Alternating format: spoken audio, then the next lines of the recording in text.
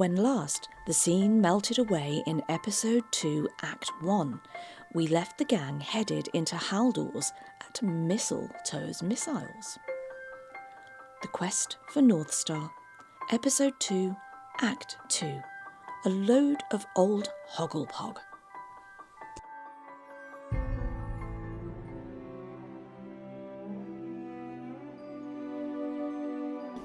You make your way in and you shut the door.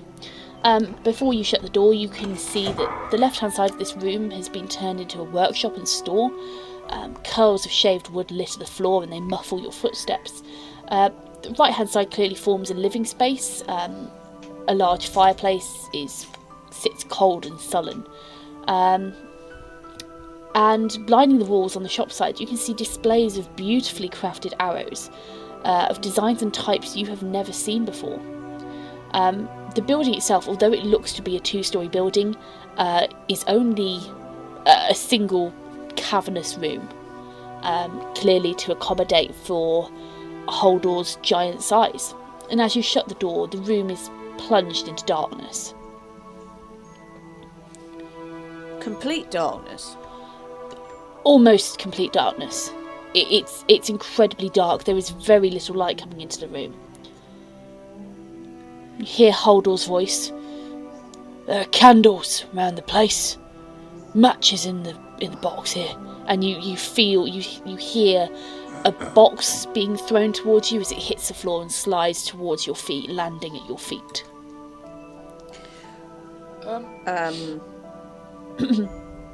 Noel has dark vision. Yep. Would he know whether his companions have dark vision? He's been travelling with them. I'd assume you would know if they had dark vision. So I don't think. Does anybody else have dark vision, or is it just Noel? Mary has dark vision. Well, Chrissy doesn't. So. Okay. Chrissy's employing the pseudo dragon. Pull its tail. It does. The pseudo dragon doesn't glow. It's the simple thing. She can light the candles though.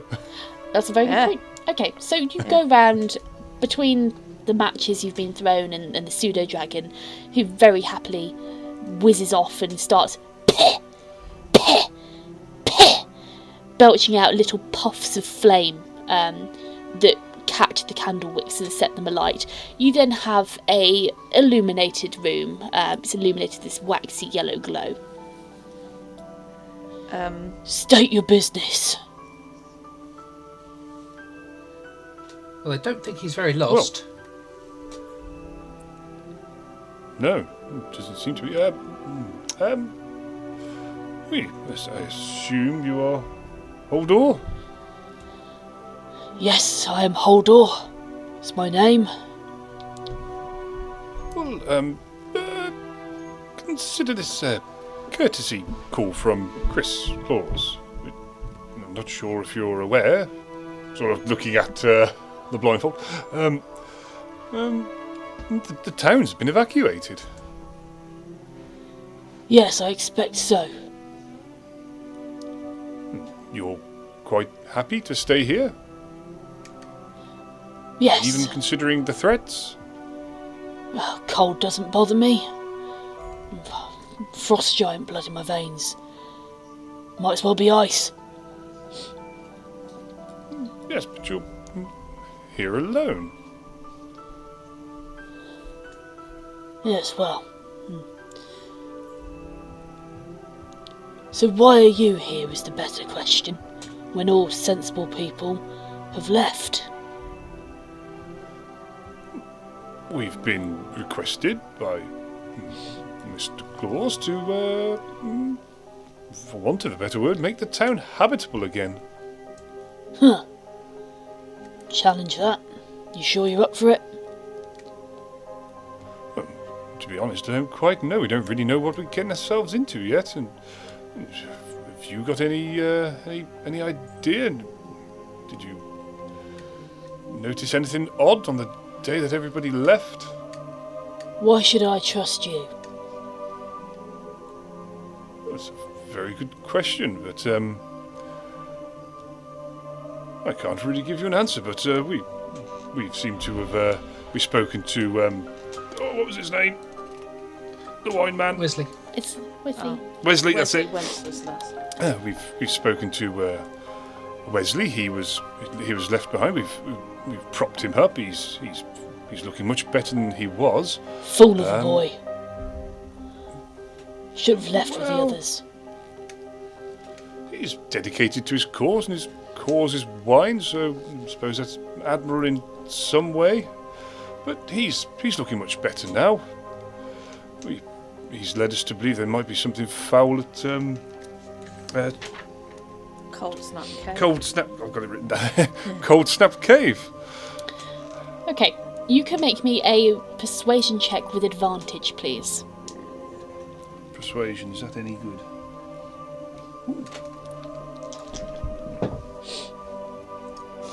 Well, with advantage. Yep. Well, what I rolled? I rolled a 3, God.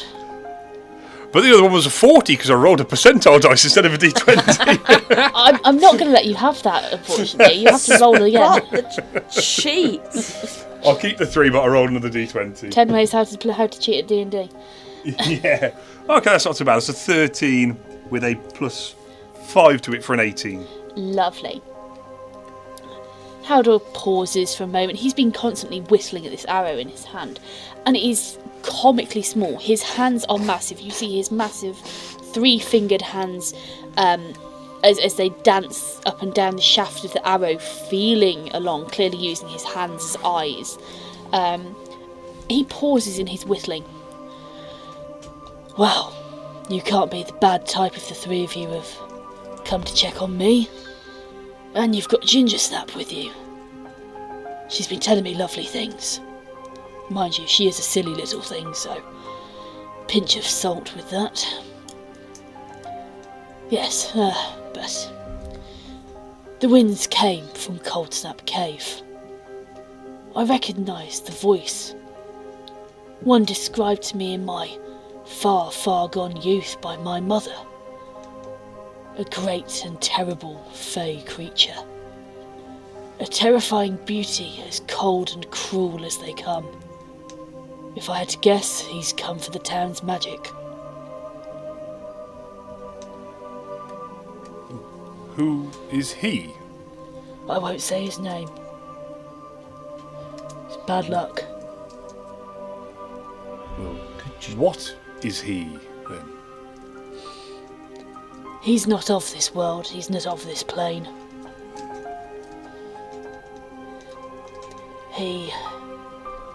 He's a creature of the cold. A terrible fey creature. If he's here, then... well, you've got a challenge ahead of you. I'll tell you that for nothing. When you say he's coming for the magic, what magic exactly? Well, What power's surely, the magic here? surely you know the magic of the town. It's... Well, I know it's magical. I've gone Australian. Welcome back, Alora. Okay. Yeah. Thanks very much. No, it's magical, but what is it that powers the magic here? I don't know. Somebody mentioned something about a star. I don't know. The only ones Well, who stop. would know the exact truth behind the magic would be Chris and his clan. We other residents aren't privy to that level of information. But the magic is everything. The magic is what allows Chris to do his job, to send so many presents and gifts out to children across the world. It allows us to keep our meals warm for longer than they should be. It keeps our doors from creaking. It suffuses every part of our daily life. The magic is the town, and the town is the magic. One can't survive without the other. So, this creature has already taken the magic, is what we're saying, right? I don't know. The magic remains. From what Ginger Snap was telling me, you had an unfortunate encounter with the magic earlier. It appears to have twisted in some way and warped. But the magic is still here. It's just not as it should be. Right. Yeah, that's a problem then. Right. Haldor, I'm sorry to have to ask, but what could you tell us about Chris and his family? His name keeps coming up in relation to this place. I understand that, but we were attacked by some of his toys, and he said that they searched the town and got everyone out, but nonetheless, Wesley and yourself don't seem to have been that well hidden. It seems a little strange. You would remember that Chris had said that they couldn't find Wesley or Haldor. He wasn't surprised about Haldor. You can tell that. I remember that. But as you ask Haldor, well, the Claus clan, Leonids, Nicholas Claus was the progenitor. He founded this town. Came here with nothing. Found the festive tree at the centre of the settlement and set up shop, set up home. And, well, things grew from there to what the settlement is now. When old Nick died, then, his son took over, and when his son died, his son's son took over, and when his son's son died, his son's son's son took over. So on and so forth, all the way down to Chris. He's a good man, Chris is. He's a good man. He's certainly not one to play tricks or mislead in any way.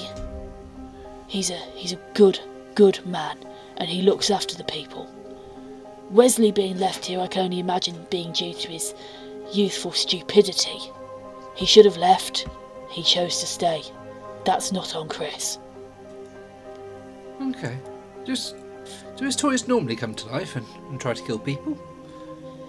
No, I don't. I haven't left my abode. Since that wind blew through, I stayed where I am. But if it is as you're saying and the toys have animated, then that's certainly no effect of the town's magic. That'll be his magic. And I'm sorry to press you too much, but I presume that despite your inability to see, could you maybe still read and write? Well, write at least. Well, I can, but it tends to go off the paper because I can't see where the paper is. That's okay. I'm just wondering. I know your faces. Ginger Snap has shown me them, although I suspect that they might not be as accurate as her visions portray, unless your eyes are indeed massive, Mrs. Dragonborn. Could you ask Ginger Snap to show us a vision of the Fae that you know? I know you can't see their name, but maybe if Ginger Snap can show you our faces, maybe she can show us your memory of these things. No, well, the pseudo dragons don't exactly work like that. They're not ascending stone, for want of a better phrase. They can't show you something that they haven't seen before. They can only send you their own impression of things, their own images they conjure. And certainly I can't show my memory to her. But either way, I've never seen his face. I only know the stories. I only know what I have been told in my youth. And that was many, many years ago. I'm close to the end of my lifespan now. I've got 190 years. Nice. Is there maybe a town library where we could discover more? Or maybe you could write this creature's name down and we could research it ourselves? You won't find a library here, unfortunately. The only place you may find mention of his name would be perhaps in the tavern. There are some books and bookshelves in there. But I won't say his name. I understand. Could you write it down, maybe? Make me a persuasion check, please. Someone help me out here. Can you think of a way to help to give advantage? I got a 15, minus 1 would be What- 14. What would you say to give advantage? What would you say to Holdor to give him that advantage? Let me think. I would say, I know you're not as... I know you're more hardy than the rest of the folk here, but once the magic is gone and consumed, and what will stop him from spilling out and searching for more? And I imagine that in some way that not only the town is magic itself, but the people within it. Would you be so cruel as to leave them to their fate? Would you help us? Okay, Rick, you can make that roll with advantage. Okay, that's awesome. Nice one, Ryan. Although, appreciate that. The first roll was still the best one, so 15 minus 1 is 14. No. Holdor shakes his great head. This big, he's got this long, pointed white beard. Very much, it looks soft. It doesn't look like a beard. It looks soft. This long beard, which has been certain parts been wrapped with like leather thongs and decorations.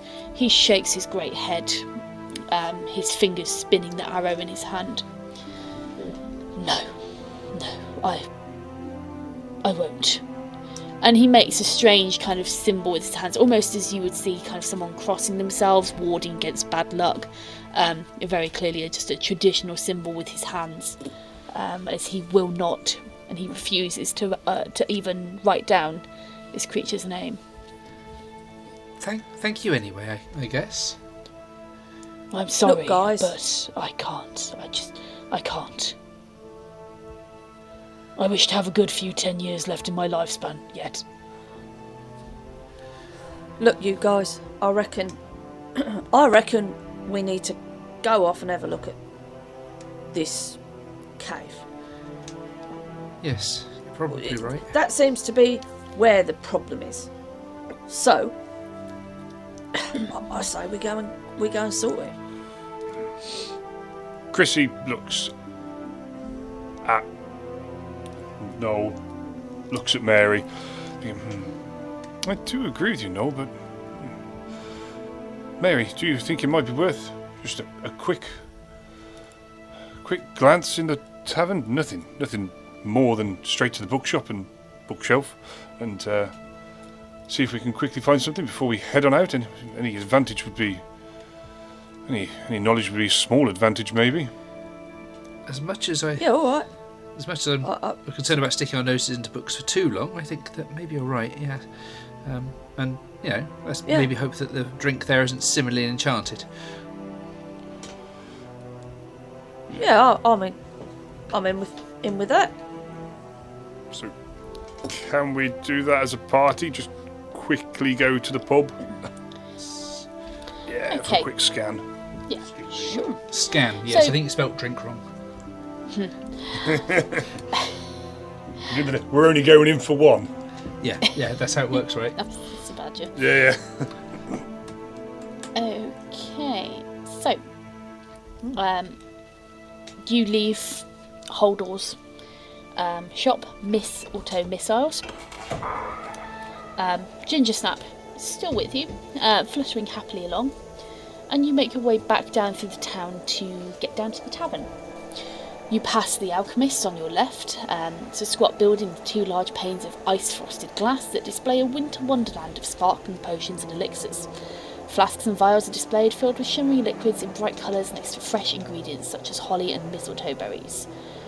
So you pass that display and you head down to the tavern itself. The tavern is... The Frosted Mug is the largest building in NORTHSTAR. Snow has built up on its tiled roof and sags over the eaves. Occasionally small clumps fall and splatter to the floor. No lights from inside provide a warm glow, and there is no sound of musical merriment. A wooden sign shaped and painted like a froth-topped tankard hangs from a crooked post wrapped with holly. Are you entering into the tavern? I believe so, yeah. Yeah, I don't think we need to wait for Noel to sneak around this time. I think maybe we just go on in. Yeah. Okay. Yeah. Noel's just actually going to bring up the rear this time. Okay. The door creaks as it's pulled open, revealing the main hall of the tavern. In the far right corner, a well-stocked bar is decorated with tinsel. Plates of festive foods are lined up and casks of alcohol stacked neatly against the wall. The rest of the room is open plan, with 4 sturdy pillars supporting an oak central beam. Holly winds its way up these pillars, bursting with shiny red fruits. The room looks strangely sparse, with tables and chairs pushed to the sides. And you can all make me a perception check, please. Okay. Ooh. Ooh. Okay. Okay. What's that? That's a 17 plus 3 for a dirty 20. Nice. And that's not a cocktail. Should be. We go for an 18 plus a 1 for a 19 for Chrissy. Nice. And I shall raise you from a dirty 20 to a natural 20, plus 3 for Ooh. 23. Whoa! Lovely. Okay, so you can all tell that clearly from the state of this room, the townsfolk were interrupted in the middle of adding further decorations to the tavern. The tables which have been pushed to the sides of the room, underneath them you can see boxes and crates stuffed with straw, clearly having been stowed underneath, and garlands, baubles and other festive decorations spill out. On the tables around the room, tankards of mulled cider have been knocked over in people's haste to evacuate. The contents which have slewed over the tables have frozen solid, and there are now cider-flavoured icicles hanging from the edges. And yeah, you can just very clearly see from this scene that people have clearly left in a rush, which is why you've got this big open area. We see a shelf of books, or a few books just lying around. Yeah, so you can see. Everyone can make me an investigation check, please, to start off with.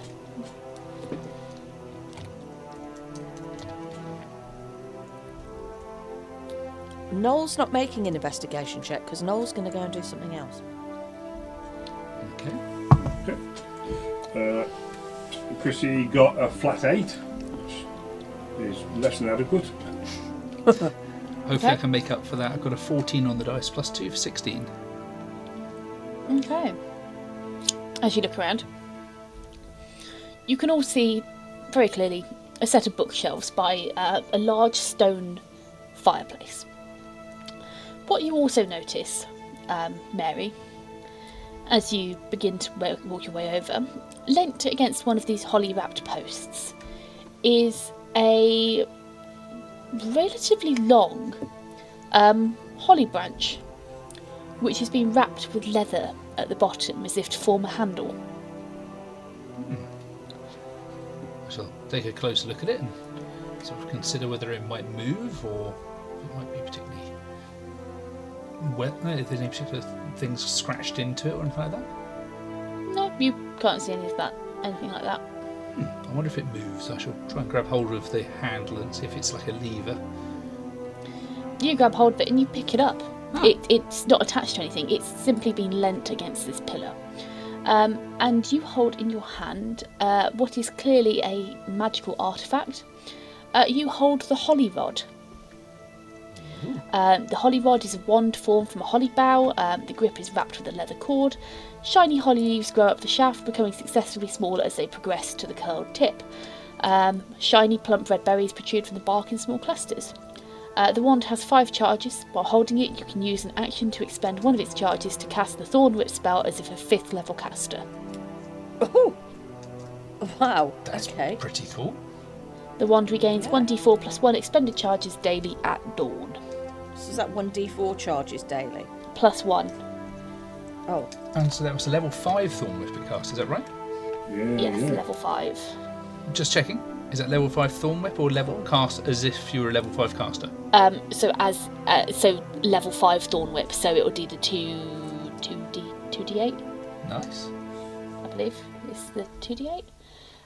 It's effectively as if it was using a 5th level spell slot. Very, very nice indeed. That's really nice. I shall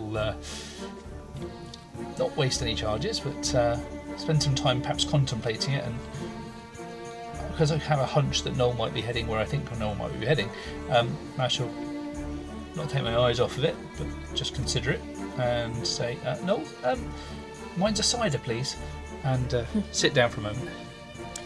Okay, so, Chrissy, were you going for the bookshelves?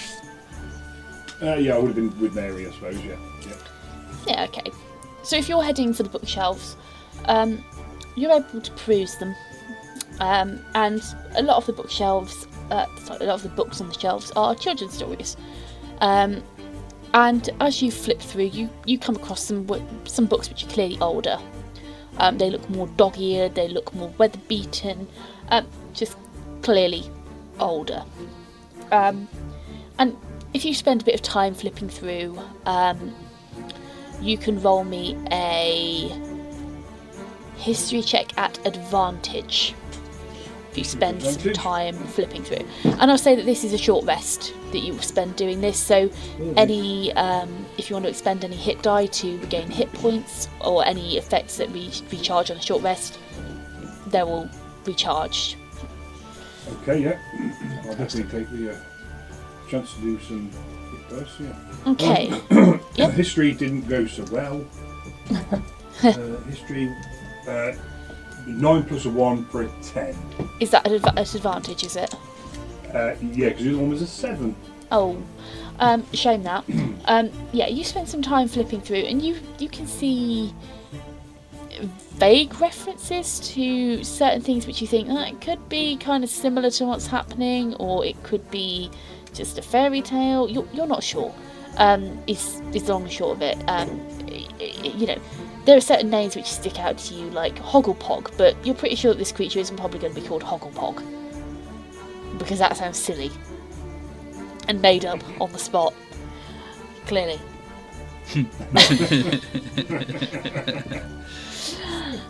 Okay, so Noel, what is Noel doing? I've got a vague impression of what Noel's doing. Right, well, first of all, he's going to expend 3 of his 5d8 hit dice, regaining some hit points. Nice. He rolled a 4, a 3 and a 2 for a +9 to his hit point total. Nice. So he's back up to 35 Excellent. out of 38. What he's going to do is going to make his way over to the bar. The icicles have caught his attention. Mm-hmm. He's quite partial to some cider. So he's going to go and examine the icicles, and after examining them, he's going to lick an icicle. Okay, You know what they say about yellow snow? Ah, yes, but this is more sort of amber. okay, you lick an icicle. Your tongue gets stuck to it. It tastes of cider. Oh, so it's like a cider pop. Yeah, he's going to keep troubling it. He's actually liking that. He's liking that. Yeah. It's like a feral dog, honestly. Yeah, you can Yeah. go and chew on the cidicles. Yeah, cidicles, that's him. Yeah, that's what he's doing. Okay, so you spend some time, have a short rest, try and get some information, fail at getting information, lick some cidicles. Is there anything else you're doing on this short rest? I think I can give people more healing. Song of Rest. Hold on. 2, 3. Sorry, I'm still learning how to drive a bard. 3.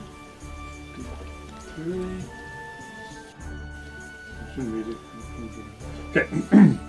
Being in level 2, you can use soothing music or a word. I don't know what it says. I have no idea. To help revitalise your wounded allies during a short rest.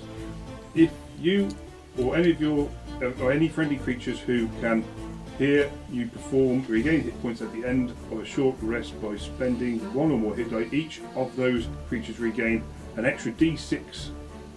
1d6 hit points. Extra hit points increase when you reach certain levels. The d8 at level. So yeah, everyone gets an extra D6 worth of health. If you've expended One or more. one or more. Oh, cool. Extra D6. Cool. Right, I'll do that. Noel will roll for that. And that'll be an extra 3, which will actually bring him up to his exact hit point maximum. Thank you. Magical. Excellent. And obviously you do have to endure me. Tooting the bagpipes. Probably used to that by now. Trying to do that thing where you sort of like play the music to sort of with what people are doing. So, I wonder what it sounds like when you're sucking on an icicle. I think Mary will also take advantage of the short rest and spend some hit dice to get some hit points back, so she'll take that extra D6 as well, thank you. Loving it. So to get herself back a reasonable amount, she's actually spend 3 hit dice, which is going to give back 16. Okay, that's handy. 16 hit points, so that takes her back up to a maximum, literally to the point. Excellent. And you get a D6 as well, don't you, from That included the D6, yeah, for sure. Song of Rest, yeah. Okay. Much better. So are we all happy with that short rest period, yeah? Yep, all good. Chrissy's regained hit points, but I've done that on the side, so that's all okay. Would it be possible for those of us who didn't already read books to have a little look and see if there's anything while we're resting? See if we can discover any clues ourselves? Yeah, sure, go for it. Yeah, feel free to take a quick look. Thank you.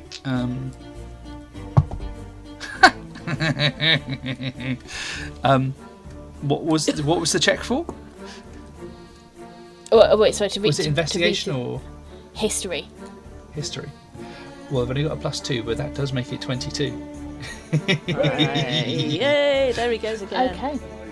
So, Mary, as you read through the books, you thumb over the books, which Chrissy's already looked over, possibly picking out some of them, and you begin to see throughout these tales, and these are very, very old children's tales, kind of festive tales, wintry tales. You start to see between a couple of them a sort of pattern, almost describing the same creature apparently, a creature which is malevolent. It's a being of ice, it's cruel, it's male. You start picking up on these things and start putting together the pieces, until you finally, in possibly the oldest book on the shelf, read a tale which describes it's a fairy tale. It's very clearly a fairy tale. It features princesses and dragons, and obviously it's very marketed at a very young audience, or a older audience if you like fairy tales. But you find a name that accompanies this tale in particular, and it's Hogglepog. It's not Hogglepog. The only name you get is the moniker, the Winter King. Well, perhaps we know what we're up against now. I shall show the others the reference to the book in the book and see if it jogs any memories from the others. The reference just says Wikipedia. Excuse me while I Google that. I've got a spell. Hogglepog. No. Alexa, who is the Winter King? I'm sorry, I'm unavailable at the moment. There was way too much emotion in that. Yeah. Please reboot and try again. There you go. Well, we shall enjoy our frozen drinks, perhaps. Oh no, you don't get any drinks. They're frozen solid. There's no drinks. liquid. You can lick a tankard, like you can lick the tabletop where the side is spilled. Yes. But Yeah, you're Noel's not getting any liquid drink out of this. Noel's already had that. He's helped himself to an icicle and enjoyed it. Given Yeah. the effects of the previous drinking we did, maybe Mary's less keen on the idea of going to that extent. Well, actually, that's a good point. No, roll me a d20. Oh no. God. Oh no.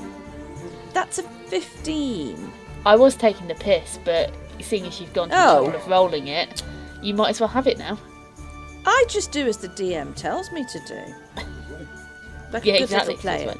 Was that How did you do that? I must have missed that one. is that a 15-year-old? Was it? It was a 15, yeah. You are occasionally pelted by small magical snowballs that appear out of nowhere. Ow! He's just gonna duck, literally duck and dive. There's He's no gonna there's roll no around the dodging. floor. There is no dodging these. Oh, You just have to Oh. take them. are they You've like got- magic missile snowballs? They're small, so they're small snowballs that pelt you out of nowhere. Okay. You have no chance. In that case, you'll just hear a, ow, oh, ee. That's all you'll hear. They don't hurt, but you might get like cold snow down the back of your neck or in your chest hair. Ooh. Exactly. Oh, ooh, ah. I think we might There be you go. giggling while this happens.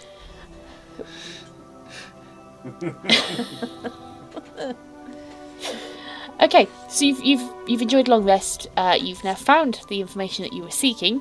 What are you doing?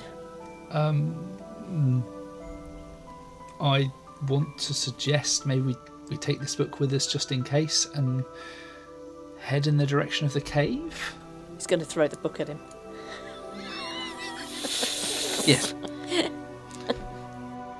We never know. It might be just like there might be things contained within that we don't really understand the references to yet. Hogglepog. Yeah. God. Okay, you take the book, you leave the tavern. Again, you've got this biting wind that strikes you as you leave. You walk past the alchemist. Would you like to detour in there to see what's in there, or would you like to just carry on? Yes, please. If there is time, DM, yes, please. Okay, yes, you may detour into the alchemist. So, as you enter the alchemist, inside the once warm and colourful shop is cold and frozen, tinted now with blue hues. Frost has formed on the outside of the various glass containers that fill the shelves. Most potions have been frozen solid, but a few are still liquid. And you can all roll me an investigation check. Actually, you can roll me 2, but make sure you know which one's first and which Okay. one's second, please. Okay. That's easy.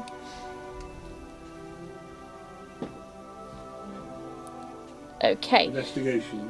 yep. Yep. Okay, who got over 14 on your first investigation roll? Nope. Noel did. So only Noel got over 14. Yeah. It Oh, was a 16. okay. So your second roll, I don't know why I got you to make that. Why did I? Just for the I fun don't of it. know. I don't actually know why I got you to make that. So what was your second roll? Same as my first roll. Noel's was a 14. Sorry, Noel's was a 14. 14. 5 on both Mary. of them. Oh, that's Oh. awful. And Chrissy. Slightly better with an 8. 8. Okay. So Noel, you can roll me 2d6. Okay. Oh, that's a 6 and a 5 for 11 total. 6. No, separate. Thank you. 6 and a 5. Okay. Oh, a 6 and a 5, yeah. Okay. And all of you can roll me a d100, please. Oh. That's what I meant to get you to roll secondly, but my brain defaulted to a d20, so... Ooh, hello. Somebody else can go first this time. Mary got a 98. Ooh. Okay, with a 98, as you peruse the shelves, you find a set of 7 polyhedral dice.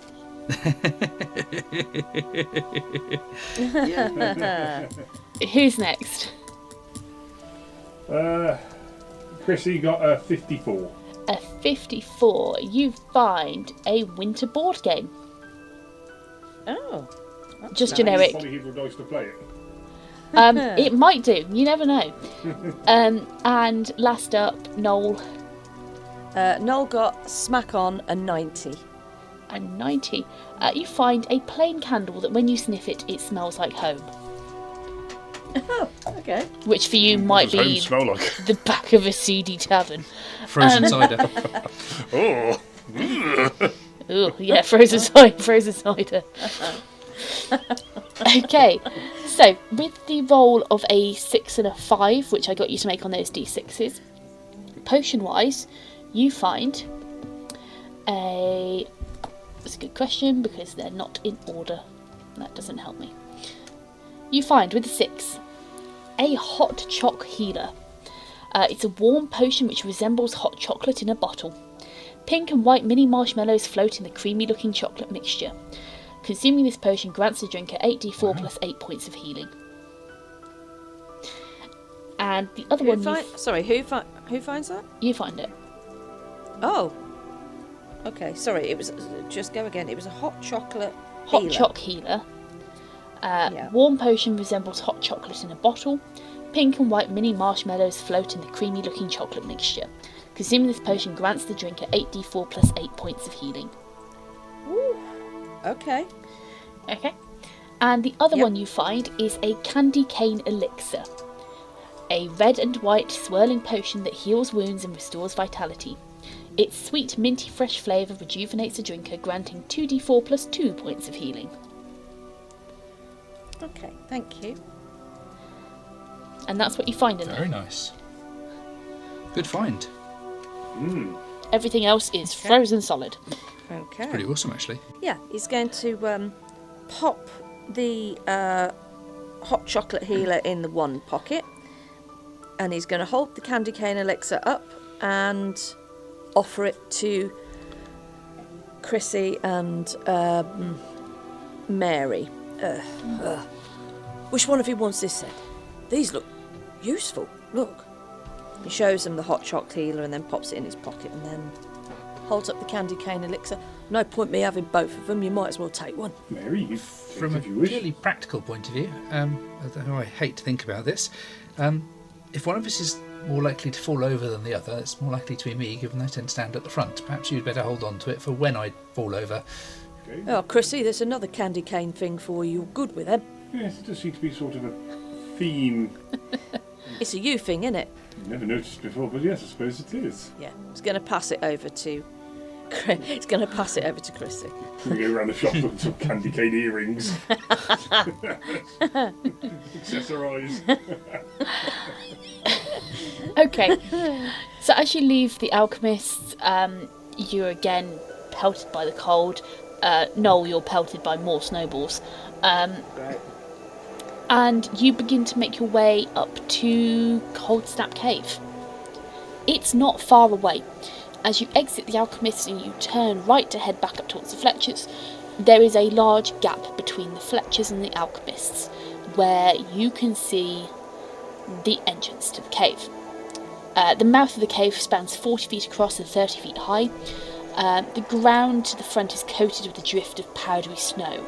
And as you enter into the cave itself, it peters out to reveal bare, slick rock towards the back, and collapsed heaps of snow litter the outer edges.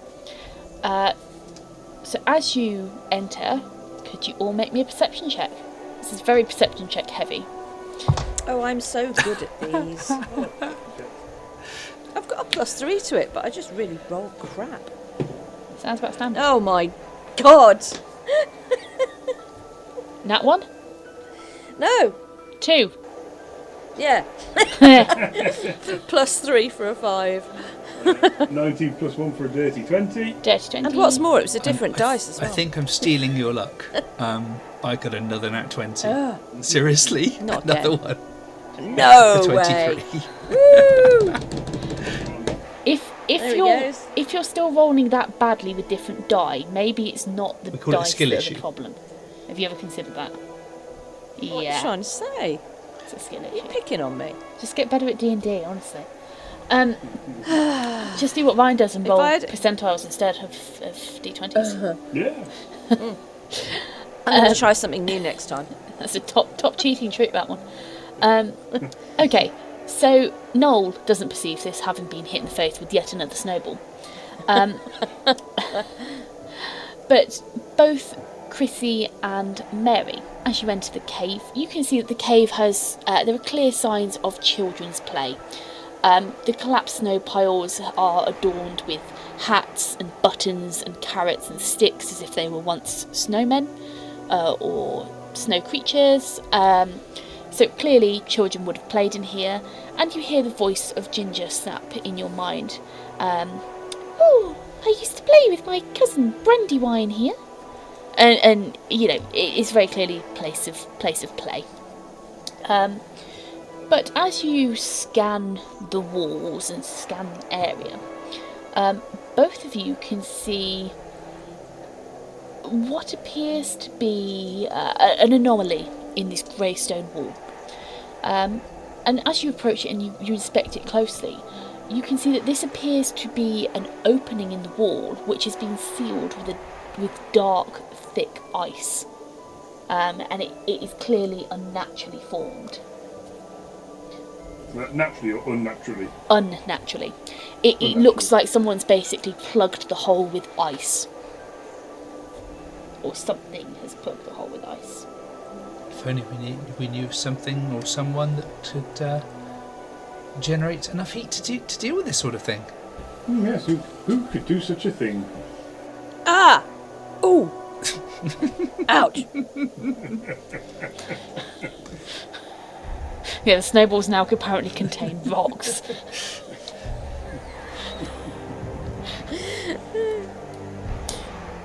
They're just getting more compact. Somebody's getting better at compacting them. They've been fired from a cannon. Snow cannon. Yeah, so I assume Ginger Snap is somewhere nearby, and we... Ginger Snap, you be darling, and go melting that ice for us. Okie dokie.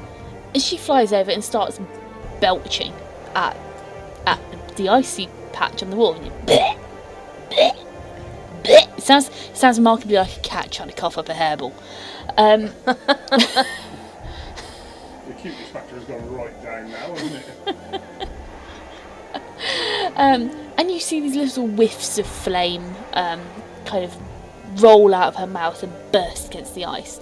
And you see some warping in the surface, but as soon as it's melted and starts rolling down, it just refreezes. Until she's really panting for breath, and she almost sounds on the verge of tears. And I'm sorry, I got melted. Oh. Scoop her up and pull her on the shoulder. That'll do, dragon. That'll do. You can almost see the tears just welling in her big eyes. She's really feeling like she's failed you, and she's feeling quite depressed. You did very well. Valiant efforts.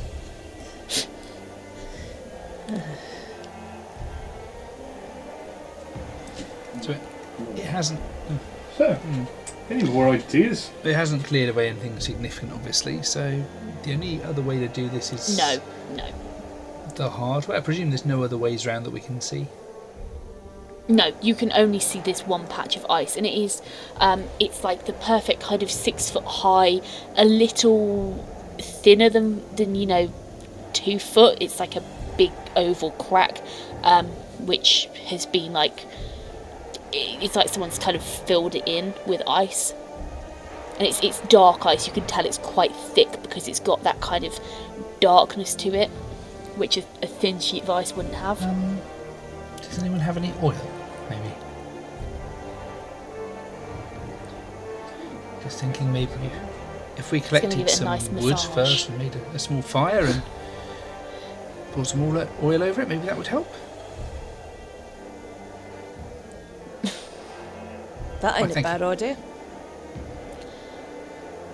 I mean, I can go get some wood from outside if one of you's got some oil.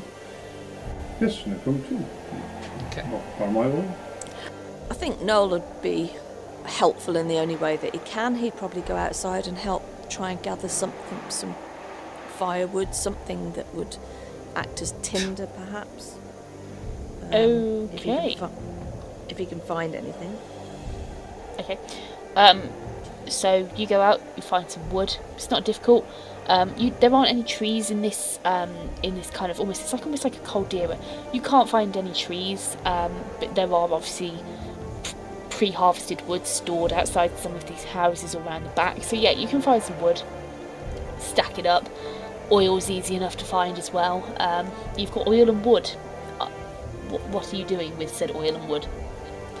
I think this isn't going to work. Well, Noel's got some spare common clothes, I think, on him. Oh no, he hasn't. He's wearing them. Well, I'm glad you're wearing clothes. Can't That's help really with a relief. Can't help with that. Can't help with that. Burn his chest there. Use that as fucking tinder. Should have saved those pine needles. Just shave a bit off and just like use that as a fire starter. It's coarse enough. Well, I think if you're providing the oil, and I think if Noel's gone out to collect the kindling, I guess Mary will be the one to try and make the fire. Flint Okay. and steel job. I mean, you could use the fire-breathing dragon, but it's easy Fantastic. enough for you to I start. thought she was a fire. all out of puff.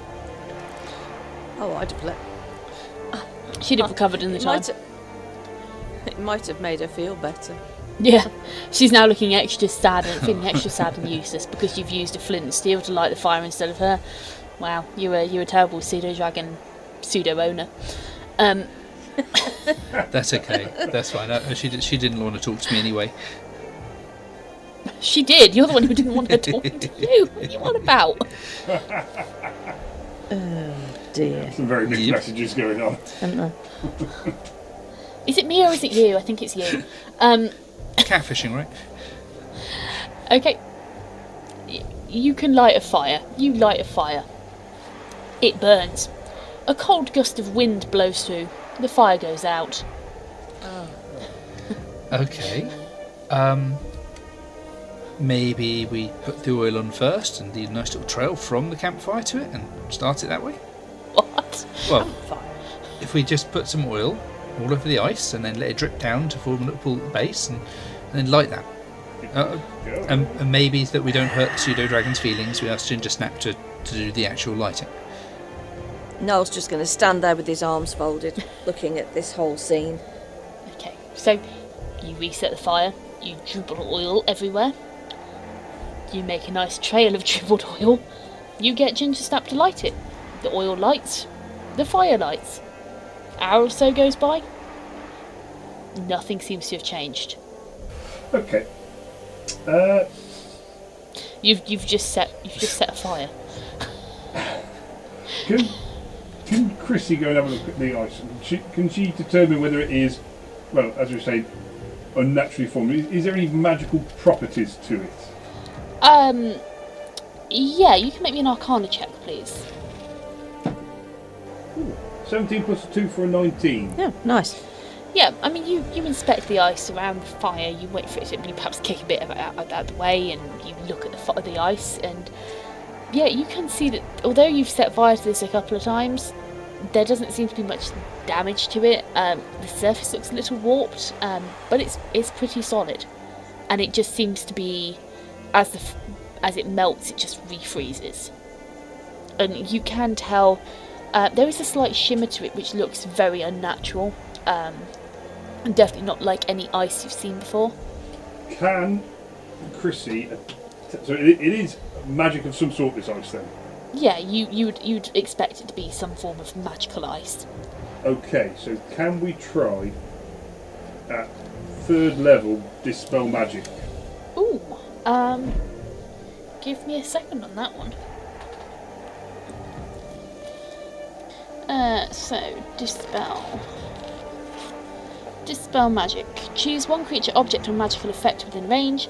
Any spell of 3rd level or lower on the target ends. For each spell of 4th level or higher on the target, make one ability check using your spellcasting ability. The DC equals 10 plus the spell's level. On a successful check, the spell ends. Range 120 foot. Yeah, so are you casting Dispel Magic then at it? Yes, please. Okay, you cast Dispel Magic at this ice, and as you watch before your eyes, it seems to lose this unnatural shimmer. It doesn't disappear, it doesn't break or melt in any way, but the kind of this ethereal shimmer which almost seems to run through, like holographic powder has been mixed into the water before it's been frozen. That effect disappears. Okay, yeah, so Chrissy will sort of... How's she going to do this? She's going to involve the bagpipe somehow. I don't know how, but... yeah, I suppose she'll play... Going to light them and play a hot tune. Are you going to play such a high key on the bagpipe that the sonic impact shatters it? You're going to shred the bagpipe? No, I want for this wild magic how it works. I'm not quite sure how it works. Oh, I thought you were going to try and shatter it. Normally you're trying to make extra magic, or you're trying to create a magical effect. So maybe getting rid of them requires, getting rid of wind. Stick the other end of the bagpipe somewhere different and try to produce some more wind. What? Pull your trousers down, do it that way. Oh. I was trying to do it the nice way. Rick, can you roll me a taking psychic d20, damage. please? Yeah. Is it the only time I'm going to be happy to roll a 3? You grow reindeer antlers. This is where they're so wide you can't get through the doorway. Bumping into things. Yeah, so sort of point out to everyone. Well, seem to have got rid of the some magical effect. It is just essentially ice now, I assume. I'm not entirely sure. Where else to go. I can't say it. Ginger snap. Yes. You want to have another go at that door? No, It had a magical effect on it, which isn't there now. no, not good enough. I think you are. I think you're better than you think you are. Have another go. Go on. Ginger's like rather depressedly flies over to the door, the icy wall. Sorry, the ice. And chucks up another couple of belches at flame. It melts and it stays melted, but she's not having much of an impact. Oh well. Look, you've made a dent in it this time. Oh, I've got fucking. What? I've just lost the accent again. It's just gone. Oh, well, you've made a dent in it.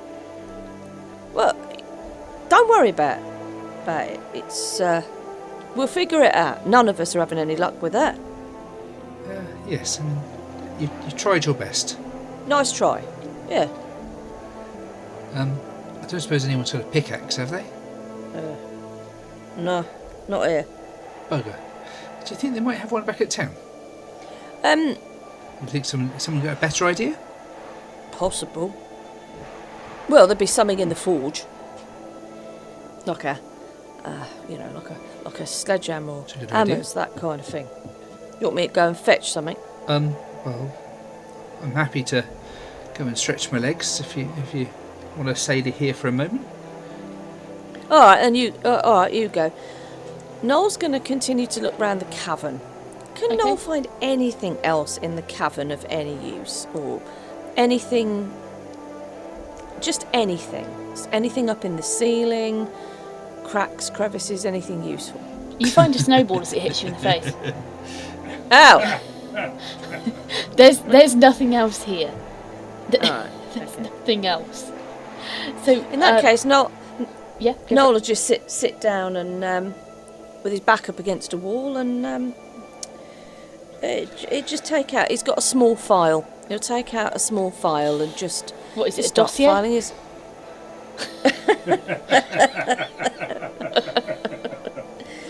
He's going to start filing his nails with a piece of paper. Yeah.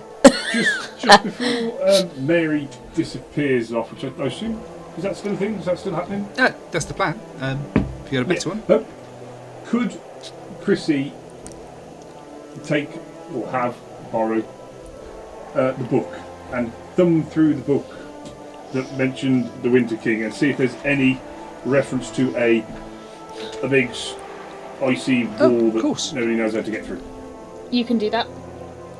Yeah, 100%. You do that. You can start thumbing through the book. You don't find anything. Mary, you can go back into town. You can find a hammer, a pick, whatever the fuck you want. You find it. You find a There we go. hammer and a pick. I shall bring them back. What are you doing with said hammer and pick? No, go for it, Chrissy. Go for it. Can Chrissy sort of like go around the edge and make sure there's like, is there like, as I'm assuming like there's some snow or something like that, like pull the snow back at the side, see if there's anything round the side or underneath or on the top or anything going on. There's no snow. This is literally flush with the wall. Like someone's got a hole and they've like plastered in the hole. It's flush. There's no edges, there's nothing around it. You have a good feel around. You can't feel any depressions, any hidden knobs or latches or levers. There's nothing. You tried knocking on the door? Yeah. No, but then like waits for Noel not to be looking and then just gets a quick knock on it. Noel's just eating biscuits at the moment. Yeah, you knock on the door. Nothing happens. The icy bit. You knock on it. Nothing happens.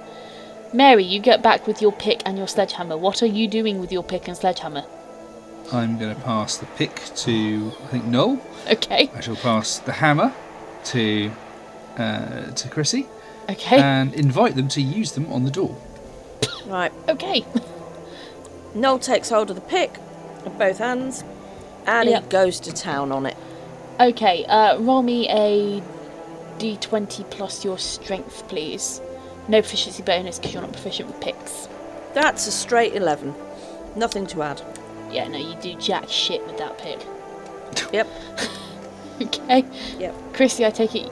He's going to start picking his fingernails out with the end of it. Now he's filed them. Excellent. Good job. Chrissy, I take it you're going to go to town with the hammer? Yeah, I suppose. Why not? Are you proficient with hammers? Large door knocker. Or martial weapons, I think. Martial weapons, yeah. Okay, so you roll your d20 plus your proficiency plus your strength bonus. Christ.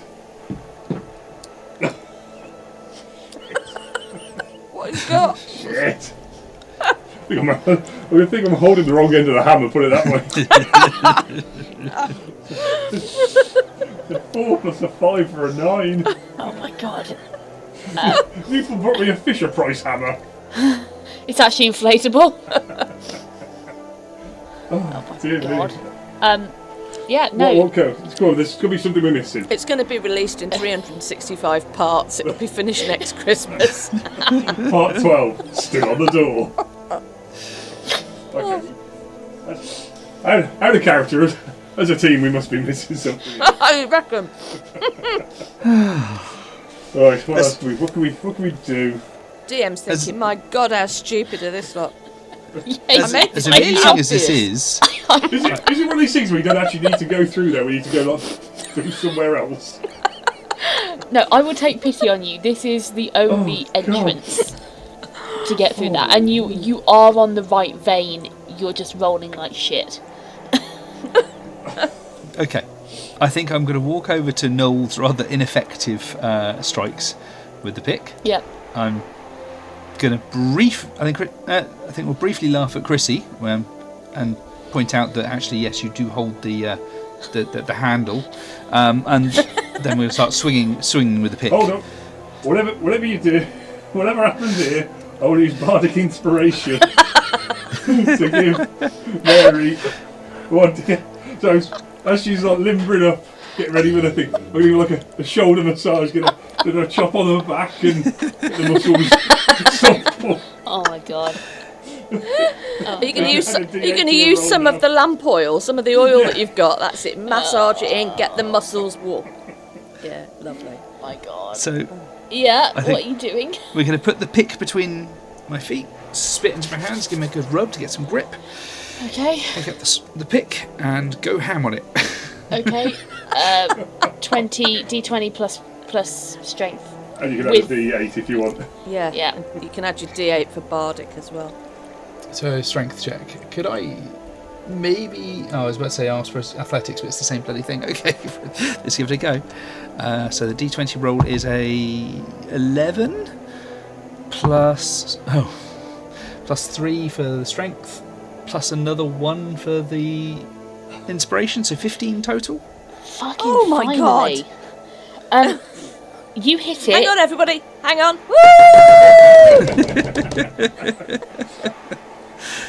You hit it.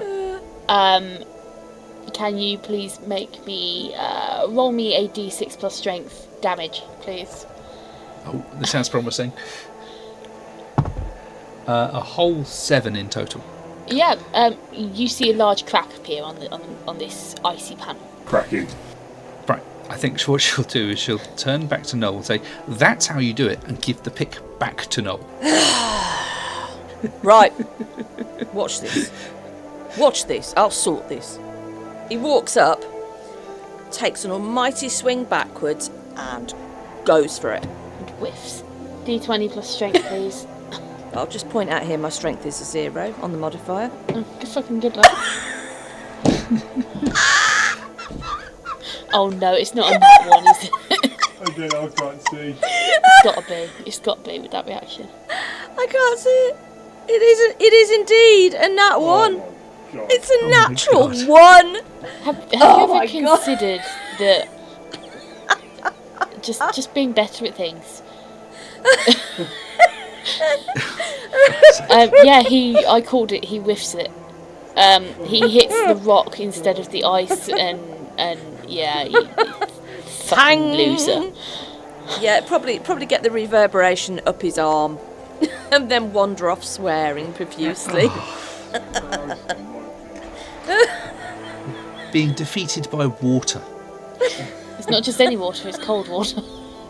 Okay, defeated by cold water. Oh God! Oh my couldn't God. write it, could you? I honestly didn't expect this to be the biggest challenge of the campaign. Honestly, Sorry, Noel, did you need some help with that? says the person who only got over the line by using bardic inspiration. Fuck me. Got over the line, right? Counts. Yes, just about. Of course, I missed the classic statement before I actually hit it. Like, oh, that's got me written all over it. Oh dear. I mean, Ow! I've got, Another snowball. It put me off. I've got 3 more bardic inspiration. You want me to be the hype man? You be the hype man. I'm going to, in a certain amount of disgust, take the pick back off of Noel. I think you only And, need to pick it up off the floor. I'm going to check to make sure it's actually still in one piece and not damaged by that horrific attempt. And then we're going to try and break this wall down. Did you require another roll? Yes, an attack roll without proficiency, please. Sure.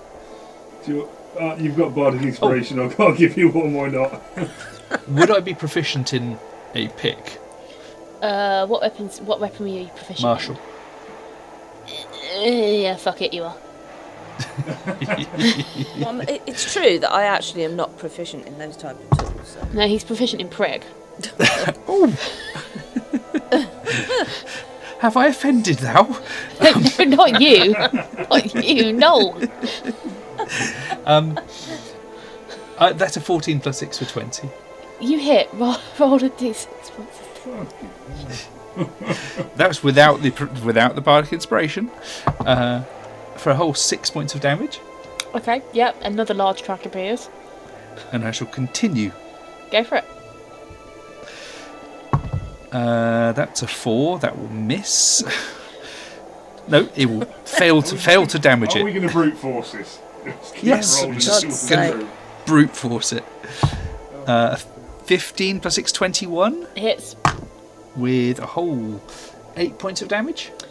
Yeah, it's got another really large crack across it, and you can hear it creaking ominously. So, tune in next week for the next exciting episode of me hitting a block of ice. That's a 17, so 23 I Hits. think they call that hitting a wall. for 7 points of damage.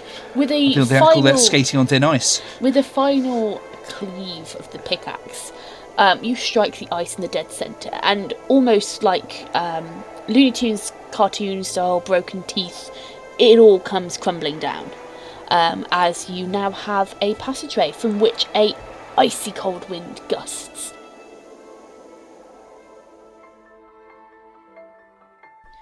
Well, a lot happened. History, magical marvels, frozen beverages and festive potions, all of which culminated in a fruitless attempt to break the ice. Join us tomorrow, folks, December the 26th, for the final 2 acts of our festive fable.